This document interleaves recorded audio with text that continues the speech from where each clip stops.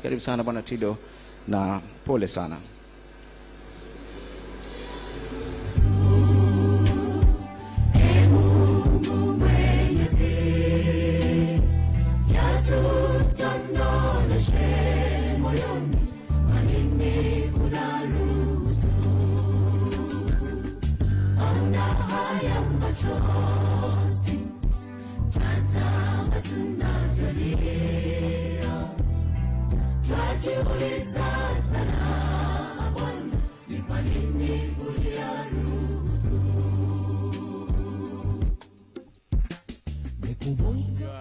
Raisi Dr. Mwinyi, viongozi wengine wakuu wa serikali, viongozi wa kidini, wanafamilia na waombolezaji wenzangu,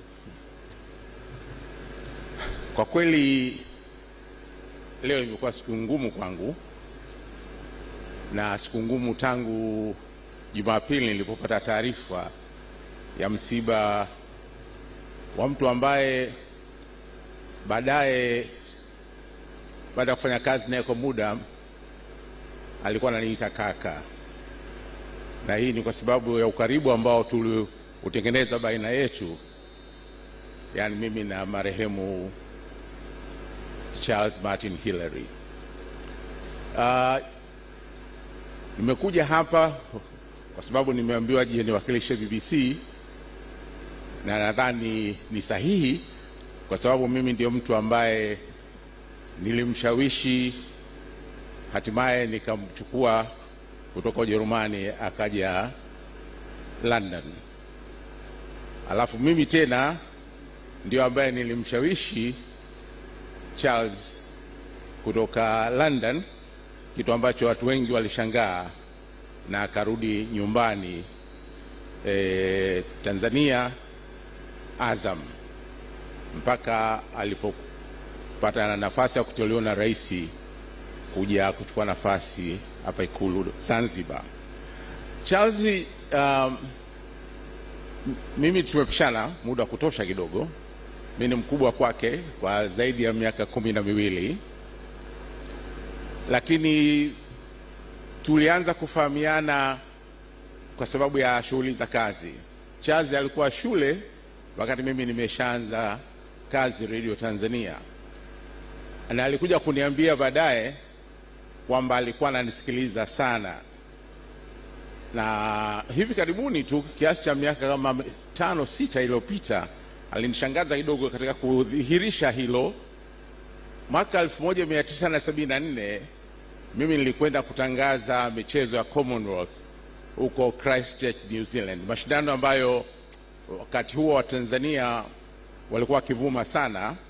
Kama mtakumbuka, kwa wale watu wa zamani, tulikuwa na wakimbiaji wazuri, kwa hiyo tulikuwa na wachezaji wazuri sana katika michezo ile ya 74, na mkimbiaji wa Tanzania Philbert Bayi akavunja rekodi ya dunia ambayo haijawahi, hakuna Mtanzania mwingine amewahi kuvunja rekodi ya dunia.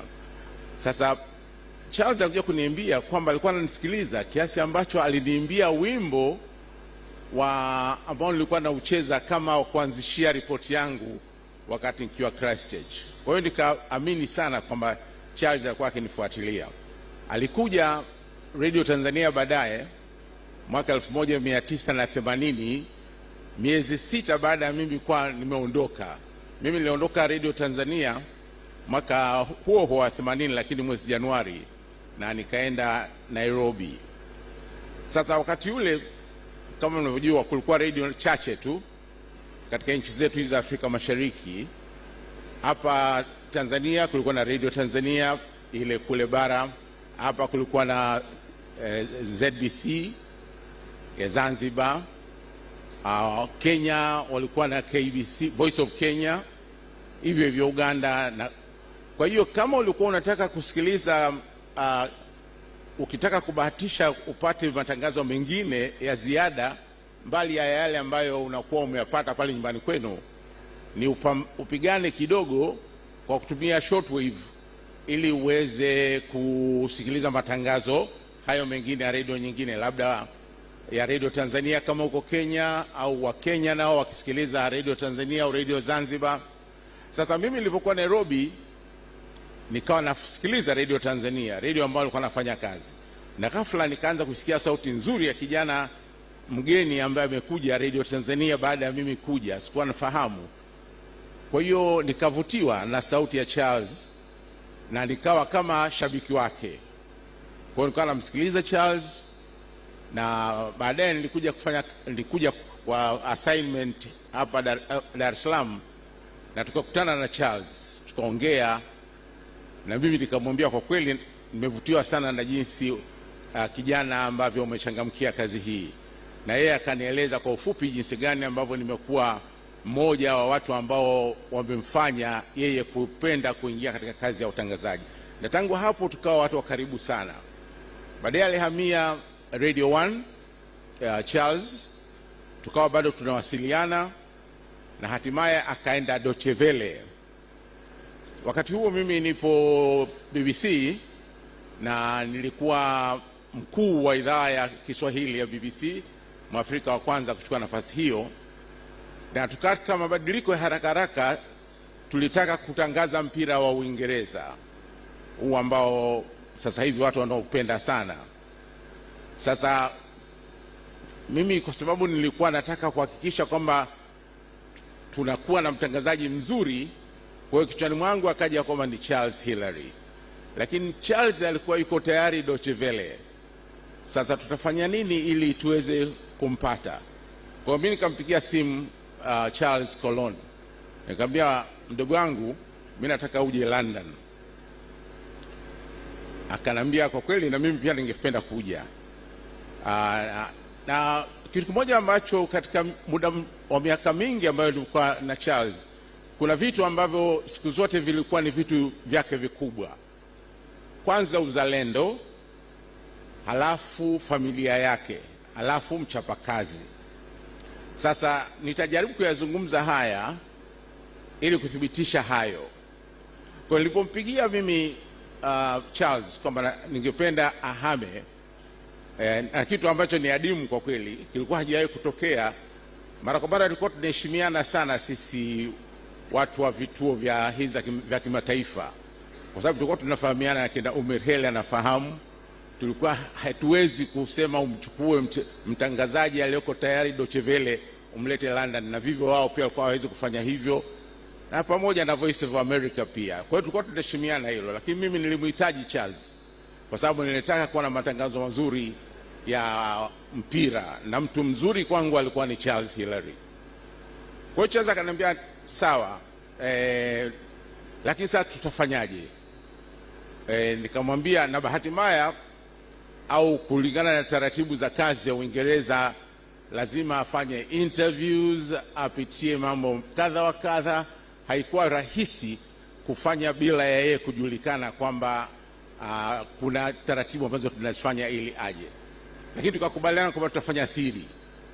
Kwa hiyo Charles akawa anapanda treni kutoka Koloni, anatafuta kisingizio kazini, anakuja mpaka London, na mimi pia kwa sababu nilikuwa najua kwamba akijulikana na hata wafanyakazi wetu ambao walikuwa na marafiki wengi idhaa ya Ujerumani, hii siri itatoka. Kwa hiyo akawa anafikia nyumbani kwangu, na sehemu zile za kufanya interview nilikuwa namfanyia mipango maalum apitie taratibu zote. Kwa hiyo akapitia, akamaliza, akafaulu. Alipofaulu, kwa kawaida siku ambayo mnafanya interview na pamoja na watu wengine pale Uingereza, ilikuwa siku wanafanya interview, alafu siku hiyo hiyo unawatangazia wafanyikazi wenzako kwamba ni nani ambao wamepata kazi. Kwa hiyo mimi siku hiyo nikaenda nikawaambia miongoni mwa wale ambao nawachukua ni Charles Hillary. Wenzangu akashtuka, Charles Hillary amekuja kwa namna gani? Kwa hiyo nikawa nikawaeleza, na hatimaye Charles akaja, na tukashukuru sana kwa kweli, kwa sababu aliongeza nguvu kubwa sana katika idhaa ya Kiswahili ya BBC. Akakaa na mimi mpaka mwaka 2000, hiyo ilikuwa ni 2006, lakini mimi baadaye nikawa nimerudi nyumbani na nikamwacha Charles pale. Nikaja huku, nikaenda TBC, nikaenda Mwananchi, baadaye nikaenda kuanzisha Azam Television au Azam Media Limited. Sasa tukaanza tena kuunda timu pale. Kwa mara nyingine kichwani mwangu akaja tena Charles Hilary. Lakini kwanza pale mwanzo, wakati nilipokuwa namuita Charles kuja Uingereza, alisema sababu moja kubwa ambayo angependa aje Uingereza ni kwa sababu Mama Fay alikuwa hafurahi sana kwa Ujerumani, kwa sababu alikuwa hakupata nafasi ya kazi na shughuli, yeye ni mchapakazi. Kwa hiyo angependa mkewe apate mahali ambako atapata nafasi, lakini vile vile mwanae Faith aweze kupata mahali ambako atapata elimu nzuri na ambayo tulikuwa ni vipesi akirudi nyumbani kupata kwake. Na ndio maana akasema alikuwa ni mtu wa familia sana. Na hivyo nilipokuja Azam nikarudi London kumbebeleza, hakusita kukubali kurejea nyumbani. Kwanza kubwa alisema angependa kurudi nyumbani sasa aweze kulitumia taifa lake. Lakini akanambia, ukitaka uthabiti na kama utapata jibu kamili itabidi uongee na mke wangu. Yeye ndiye ambaye atakupa jibu. Akikubali mimi niko radhi kurudi Tanzania, lakini ikiwa atakataa basi. Kwa hiyo ilibidi nipigie simu maalum niongee na Mama Fay ili anipe jibu, na bahati nzuri akawa amekubali. Aliniambia tu kitu kimoja, mradi tukifika pale Kibamba unifungulie kibanda cha bidhaa zote za Baresa. Nikamwambia usiwe na wasiwasi. Kwa hiyo kwa hiyo Charles akarudi, akaja Azam. Kwa watu wengi walishangaa na hata viongozi wa Azam walikuwa hawaamini, lakini kwa kweli kuja kwake ndio ukawa mwanzo wa chachu kubwa sana na maendeleo ya Azam. Na hata juzi tulipokuwa tunazungumzia baada ya msiba huu, Abubakar Baresa ambaye ndiye tulikuwa mtu tuliokuwa karibu, alielezea jinsi gani uheshimu mchango wa Charles katika kufanya Azam iweze kufikia kiwango kilichofikia. Baada ya pale Charles akawa ameondoka kama alivyosema alipoitwa na Mheshimiwa Rais. Kwa ujumla Charles kwangu mimi alikuwa ni mtu wa watu, ni mtu mwenye kuheshimu watu, mtu mcheshi lakini mpenda watu sana. Na vivyo hivyo katika idhaa ya BBC kuwepo kwake kuliweza kuijenga idhaa, na ndio maana wafanyikazi wa BBC wamenituma nije hapa na hasa kwa familia na serikali kutoa shukrani zao kwa kuwa na huduma aliyopata kutoka kwa Charles, na kwamba wanajiandaa katika muda utakapofika waweze kutuma rambirambi zao kwa familia. Kwa hiyo kwa niaba ya wenzangu nashukuru sana kwa kipindi kirefu cha maisha ya Charles Hilary, mtu wa watu. Asanteni sana.